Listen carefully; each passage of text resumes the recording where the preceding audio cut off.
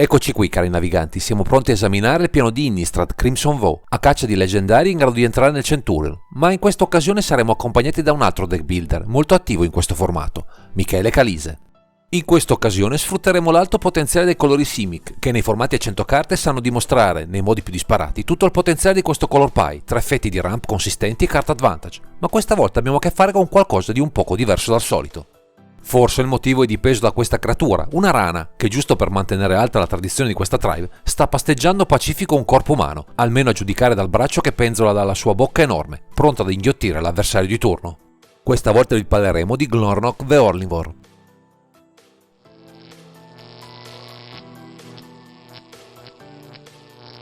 Siamo di fronte a una leggendaria che ci propone delle curiose abilità, che sembrano richiamare più i colori Golgari che quelli Simic, vista l'innata propensione a sfruttare il cimitero, area solitamente ad appannaggio di altri colori, ma andiamo con ordine analizzando le sue caratteristiche.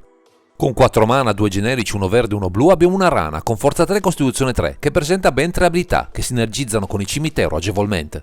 La prima abilità recita: ogni qualvolta una rana che controlli attacca, macina 3 carte.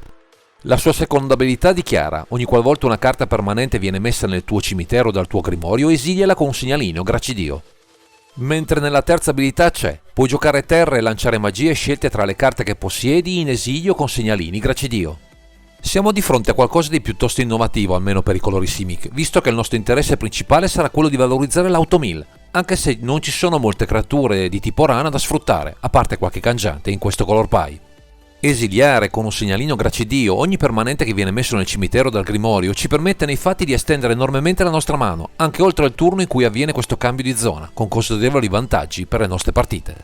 Certo, questo ci porterà a usare meno magie rispetto ad altri tipi di carte, ma saremo pur sempre avvantaggiati da un color pie che sul fronte delle creature e degli incantesimi ci può offrire gustose sinergie, che potremo sfruttare al meglio, come vedremo in questo video. Insomma, i colori Simic si arricchiscono di nuove tech interessanti grazie a questo Glornok the Ornivore, che vi darà modo di riempire il board di permanenti grazie alla sua proverbiale ingordigia.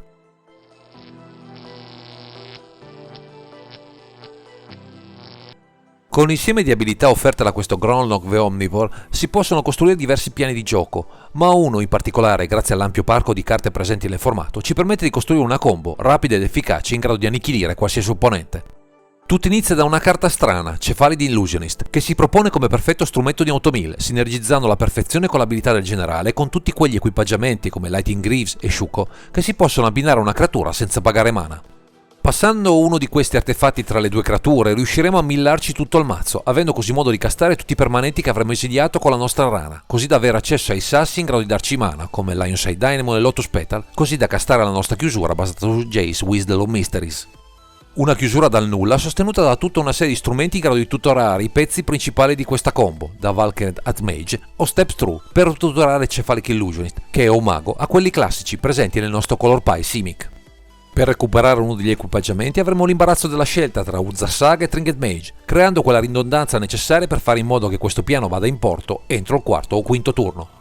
Il resto della build, capitanata a questo Glornok the Omnivore, sarà tutta protesa a fare in modo che questa chiusura si materializzi in fretta, offrendoci comunque anche altri approcci alle nostre partite, come consuetudine per questo color pie ricco di opzioni.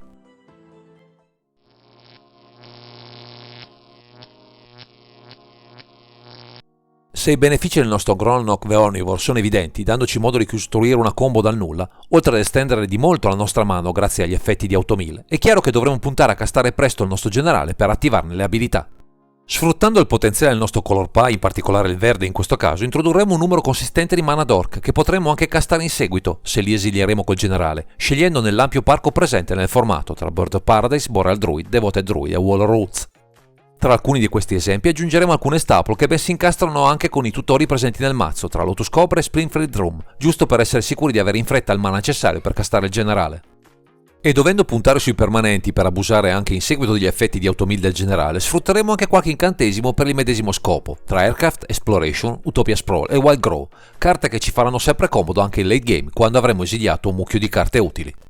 Per enfatizzare maggiormente l'effetto di automill che il generale può attivare solo con una combat, sarà bene dotarsi di qualche elemento in più, innanzitutto tra le creature con Edon Crab, Malfor Secret Keeper, Satyr Wayfinder e Wood Sage, giusto per assicurarci più carte a disposizione in ogni circostanza. Anche tra gli artefatti con Code Shredder, Ghost Color Bell, Synchron, Wand of Vibrate e tra le terre con Cephalic Colosseum avremo modo di aumentare la conta delle carte accessibili con il generale in campo, così da estendere di molto la nostra mano in caccia di una chiusura.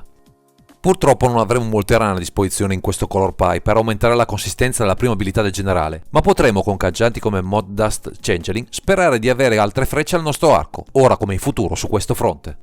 Di certo non ci mancheranno strumenti di card selection come Oath of Nissa e Sylvan Library o tutori come Fauna Shaman e Spell Skimmer per dare consistenza sia alla nostra chiusura combo sia alle azioni più ad ampio spettro a seconda della situazione. Quest'ultima tipologia di carte, molto presenti tra le magie con Chord of Calling, Eldritch Evolution, New Form, Sylvan Tutor e World Tutor, è l'unica che potremo ammettere in una lista basata su questo generale, perché gli effetti di Automill non ci permetteranno più di castarle, perdendone per sempre l'utilizzo. Abbiamo qualche vincolo su questo fronte, ma con i vantaggi ottenibili da questo Grolnok the Omnivore non ci potremo certo lamentare, anche se non sarà sempre facile superare le intemperanze del nemico, a meno di un'azione attenta e guardinga.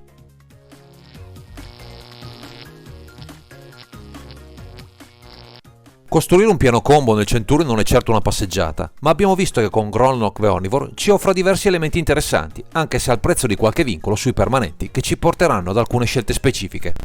Sul fronte delle protezioni, ad esempio, dovremmo lasciare nel raccoglitore le magie, prediligendo creature come Spellskite e Sylvan Keeper, che ci possono offrire un parafulmine alla rimozione avversarie, soprattutto sul generale, vero motore di questa build. Anche per avere qualche counter dovremo passare da dei bittanti intelligenti, scegliendo tra Curse Catcher, Glenelyn Archmage, Malevolent Hermit, ricastabile come Benevolent Geist, Mausoleum Wanderer e Spellskite Etchers, così da non rischiare di automillarci magie non più accessibili a tempo debito. Altri effetti di contrasto li potremo ottenere attraverso altri permanenti, tra i bounce effect di Brother Borrower e il tap effect di Opposition, così da scombinare l'azione del nemico che altrimenti potrebbe costruire indisturbato la propria vittoria. Anche alcune staple per interagire con il nostro cimitero e quello del nemico li abbiamo tra Eternal Witness e Masked Vandal, quest'ultimo un'ottima aggiunta visto che potrà anche trasformarsi in rana per amplificare la prima abilità del generale. Per il medesimo motivo potremo introdurre Spore Frog, ma anche il suo utilizzo come nebbia ci potrà essere utile per contrastare gli aggro più rapidi, visto che il nostro gameplay necessita di un momento di setup iniziale, prima di entrare a pieno ritmo per le nostre vittorie.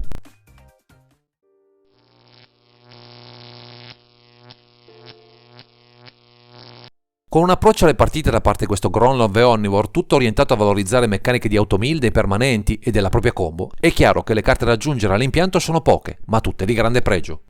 Indipendentemente dal nostro game plan, Oko Thief of Crowns è una scelta irrinunciabile in qualsiasi build a base Simic, visto l'enorme value che offre e anche in questo mazzo potrà fare sicuramente bene, anche senza uno specifico supporto delle restanti 99.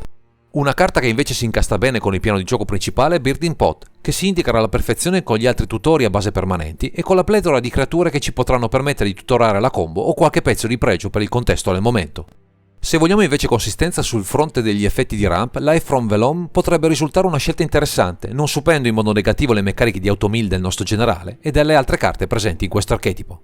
Ci sono poi un paio di creature, Gilded Drake e Uro Titan of Netus Wrath, che ci daranno una grossa mano a valorizzare il nostro piano di gioco e ostacolare quello avversario, da essere le benvenute in una lista capitanata con la nostra rana, anche se non concorrono direttamente alle dinamiche della lista. Infine, vista l'alta densità di piccole creature, Final of Devastation potrebbe presentarsi con il doppio ruolo di tutore e di chiusura alternativa, qualora il piano principale risultasse poco agevole o venisse ostacolato per troppe volte il value offerto dal nostro comandante.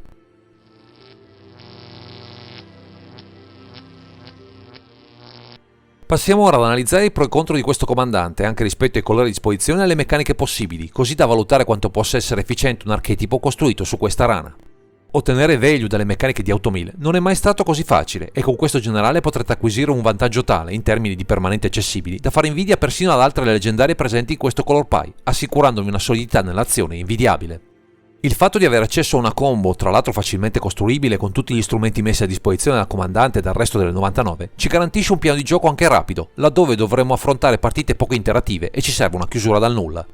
Inoltre abbiamo accesso a una marea di staple funzionali e non, grazie al Color Pie reso disponibile da questa curiosa rana, quindi non sarà un problema costruire una build funzionale, anche senza necessariamente passare dalle capacità della nostra leggendaria.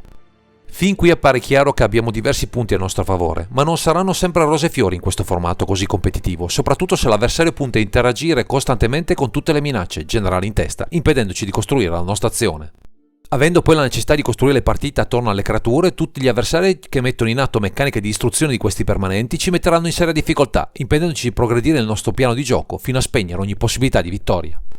Ultimo aspetto critico arriva dalla velocità di esecuzione del nostro piano di gioco, che a parte le partenze a strappo ottenibili con la Condor, non sono così rapide da impensierire avversari aggressivi o in grado di costruire una chiusura prima del quarto turno, opzione non improbabile nel Centurion.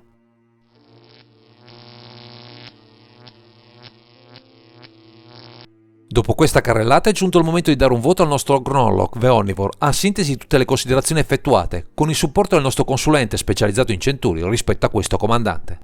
Soppesando tutto, ci sentiamo di dargli un 8,5, evidenziando il grande potenziale della combo e dei vantaggi che offre questo generale, che vengono in parte sminuiti da una certa lentezza di alcune giocate, in primis il caster comandante, frenandone l'azione verso gli avversari più irruenti. Con quest'ultima considerazione abbiamo finito la nostra disamina. Ringraziamo ancora una volta Michele Calise che ci ha assistito per la realizzazione di questo video, dedicato a un nuovo generale che ci offre nei colori Simic un modo tutto nuovo di affrontare il formato, con tech e strumenti che potranno farsi strada nel formato anche in futuro. Direi che questo è tutto per questo video, grazie per averci seguito e non dimenticate di commentare, condividere e sottoscrivere il canale per ritrovarsi sempre qui su Underground Sea.